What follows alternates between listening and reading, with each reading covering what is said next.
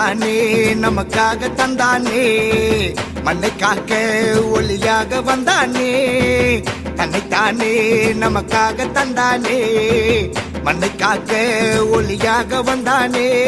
பாட்டு தொழுவ கூட்டில் பிறந்த தேவ தூதனாம், ஆட்டு மந்தையை ஓட்டி செல்லும் நல்ல ஆயனாம்.